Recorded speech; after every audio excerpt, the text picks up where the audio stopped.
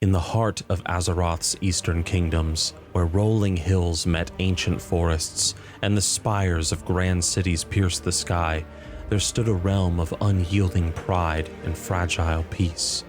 Lordaeron. Imagine her not as a mere stone and soil, but as a living entity, a noble queen, crowned with the gleaming towers of her capital city, her veins pulsing with the lifeblood of her people. Farmers tilled her fertile lands, scholars debated in her halls, and knights in shining armor swore oaths to protect her borders. Ruled by the wise King Tyrannus Menethil II, Lordaeron was the beacon of the Alliance, a bastion against the chaos that had scarred the world in wars past. With the young prince Arthas Menethil being beloved by the people, the future of Lordaeron was warmly secure. She had endured the orcish hordes, emerged scarred but stronger, her people resilient, their faith in the light unwavering. But even the mightiest can fall to whispers in the dark, to shadows that creep unseen. In this video, my friends, we are answering the question, how did the Scourge conquer Lordaeron? Our tale begins not with clashing swords or thundering armies, but with a single man, a mage of the Kirin Tor named Kel'Thuzad. Once a respected archmage of Dalaran, Kel'Thuzad grew disillusioned with the rigid arcane traditions of his peers. He hungered for forbidden knowledge, for power that transcended life and death, and from out of the frozen wastes of Northrend, a voice answered his greed for power. It was not a man who called him, nor any beast of the world of Azeroth, but a suit of armor trapped within a frozen tower of ice. And it promised Kel'Thuzad dominion over mortality itself, and the mage, seduced by visions of eternal rule, began to listen to the words of this strange voice. Despite the protests of his peers and near banishment due to his experiments on dead rats, Kel'Thuzad persisted in his ambitions. Ambitions that ultimately took him to those frozen wastes of Northrend, where, unknown to all, he pledged his very soul to the being whom he now called the Lich King. The story of which, called Road to Damnation, I recently read for heroic channel members right here on Nixium, if you all want to check that out after this video. The Lich King gave to the wizard a new purpose: to create a group of like-minded individuals to serve the frozen throne from afar, advancing the aims of their dark master. Kel'Thuzad, he was told, would be their leader, an ambassador to the living from the Lich King himself. Thus, the Cult of the Damned was born, an insidious web of fanatics woven in secrecy across Lordaeron's underbelly. Kel'Thuzad returned from Northrend not as a lone heretic, but as a prophet, offering listeners the chance at immortal life. And so he slithered into the kingdom's fringes, whispering promises to the desperate and the ambitious, disgruntled nobles, weary peasants burdened by taxes from endless wars, and even disillusioned priests who questioned the light's mercy. They all fell under his words and the Lich King's spell. The cult masqueraded as a benevolent order, offering salvation from the world's woes. "Join us," they murmured in taverns and shadowed alleys, "and transcend the frailties of flesh." But their true gospel was necromancy, the art of raising the dead as slaves to an unholy will. The immortality they offered? A chance to linger in the world as a decaying body, bound in service to a master seated upon a frozen spire of ice. And would you believe it? Many listened and began to follow. At first, the corruption was subtle, like a rot hidden beneath a blooming rose. Cultists infiltrated granaries and trade routes, their dark rituals infusing shipments with an insidious plague they had been ordered to spread. But this was no ordinary sickness. It was a carefully manufactured plague of undeath, a demonic concoction brewed in shadowy cauldrons, bubbling with green bile and ooze. The Lich King's design was masterful, turning the kingdom's own sustenance against it. Grain carts rolled out from towns like Anderhall, which was a bustling hub in Lordaeron's heartlands, laden with tainted flour. Bakers kneaded it into loaves, families shared it at their hearths, and soldiers rationed it in their barracks. The cult of the Damned's plague began slowly at first, but soon it spread like wildfire through dry grass, silent but swift. The symptoms appeared overnight, feverish chills, blackened veins crawling across the skin like spiderwebs, and then death. But death was not the end. Victims rose again as mindless undead, ghouls with hollow eyes, shambling abominations hungering for the living. Outlying villages fell first, then Lordaeron's major cities began to show symptoms. Fear began to spread throughout the kingdom, just as Kel'Thuzad and his dark master had anticipated. What fires of hope remained were held in the hearts of Lordaeron's noble knights and paladins, yet even they, in quiet moments, began to doubt. Had the light begun to abandon them? Now enter Prince Arthas Menethil, the heir to Lordaeron's throne, a golden-haired paladin whose hammer gleamed with holy light. Arthas was the kingdom's hope made manifest, a fierce warrior trained under Uther the Lightbringer and the Knights of the Silver Hand, sworn to defend the innocent. And when reports of the plague reached Capital City, he was swift to ride out with unyielding resolve. "I will stop this," he vowed, his words an oath to himself and to his people. Alongside the mage Jaina Proudmoore, his love, he traced the plague to its source, the fallen wizard Kel'Thuzad and his cult of the damned hiding around and within Anderhall. In a blaze of righteous fury, Arthas confronted the necromancer amid fields of withered crops. Kel'Thuzad mocked him, proclaiming that his death at the prince's hands would mean little in the end.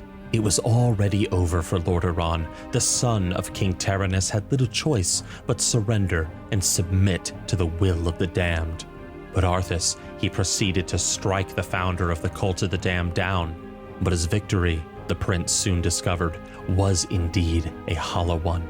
The plague raged on, and more reports poured in of settlements falling to the strange sickness or the undead hordes that haunted the forests of the country. Driven by desperation, Arthas rode north to Stratholme. A once thriving port city, it was soon to become a charnel house. Lordaeron's proud city was already beginning to bleed from within, some of her people twisting into monsters that swelled the Scourge's ranks. The Scourge, that was the name for this growing army of the dead, an unstoppable tide orchestrated by the Lich King from his frozen throne afar. And it was there at Stratholme that Arthas discovered the horrible truth. The city's grain was tainted, its greater populace hours from turning into undead. In a moment that would shatter his soul, Arthas made a fateful choice. "This entire city must be purged," he declared, ordering his men to slaughter the infected before they could rise into the undead. Uther, his teacher, and Jaina, his lover, they both recoiled in horror, ultimately abandoning Arthas to his supposed madness. Despite any protest or doubts, however, the noble prince waded into the streets with his loyal men to be greeted by cheers and cries that Stratholme had been saved by the young man's presence alone. How wrong they were. Arthas's hammer crushed skulls, blood stained his armor. The once shining prince of Lordaeron was now decorated with the entrails and curses of his own people. And that is when something curious occurred. A demon made itself manifest before him, Mal'Ganis. And this creature told the young prince that the city of Stratholme now belonged to him. With Mal'Ganis raising the citizens of the city into undeath and Arthas slaughtering his own people before they could turn, it was a brutal affair. Stratholme burned that night, a pyre of screams and smoke, but the plague spread only accelerated elsewhere. Obsession consumed Arthas. He had to stop the plague at its source.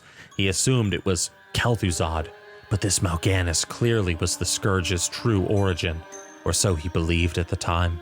So he sailed to Northrend, defying warnings, seeking Mal'Ganis and a legendary rune blade called Frostmourne, said to hold the power to end the Scourge. And in the icy caverns of the Northlands, he found it, guarded by echoes of the past, whispering of the blade's terrible curse. "Whomsoever takes up this blade shall wield power eternal," the inscription read. "Just as the blade rends flesh, so must power scar the spirit." Ignoring his friend Muradin Bronzebeard's pleas to retreat, Arthas claimed Frostmourne.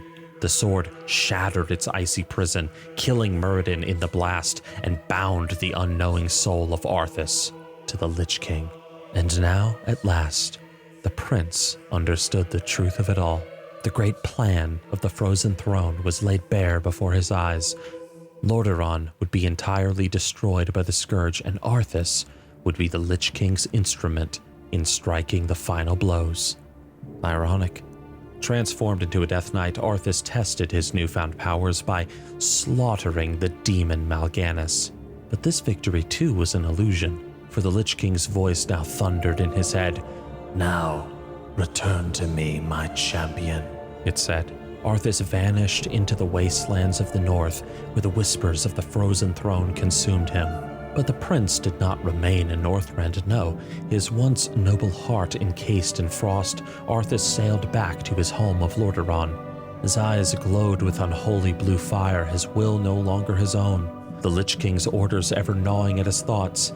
He would return, but with a specific purpose in mind.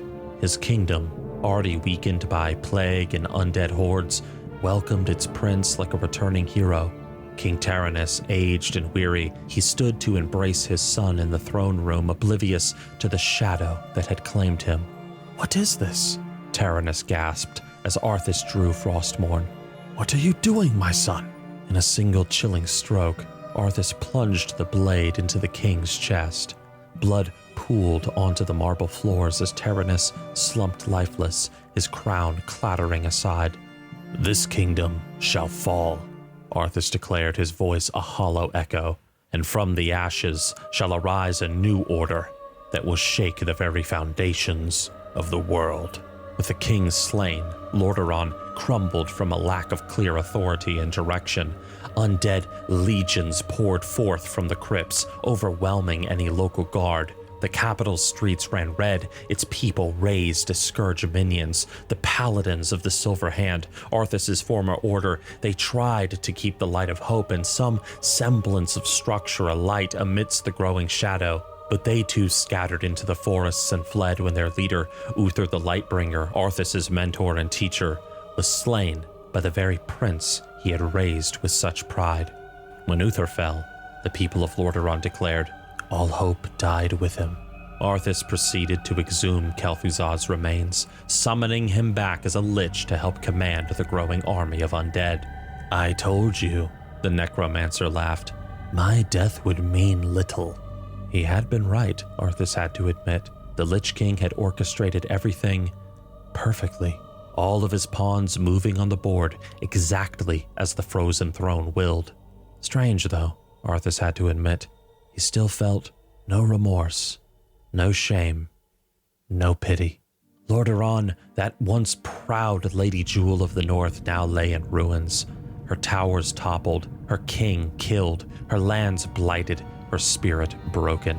What remained became what is today called the Plague Lands, a haunted wasteland where the living dare not tread. What remains are merely the undead and the weeping ghosts of Lordaeron's former citizens. The fall of Lordaeron began simply with a whisper, the voice of an unknown power afar, making fine promises in the ear of an ambitious mage. And it ended with the Crown Prince ascending Icecrown Glacier, merging with that magical suit of armor trapped within the Frozen Throne. The circle was now complete.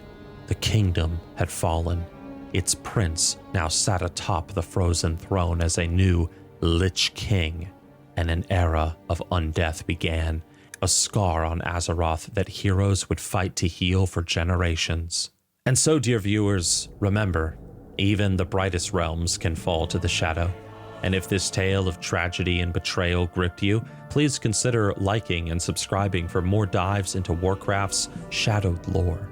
And if you're looking for another terrifying and spooky story to prepare you for this upcoming Halloween season, I dare you to watch The Forgotten Curse of Duskwood, linked right now on your screen. A special shout out to our channel members here on Nixium, as well as Zygor, the sponsor of this YouTube channel. I will see you all with my next video, and I hope that I was able to answer the question of how did the Scourge conquer Lordaeron?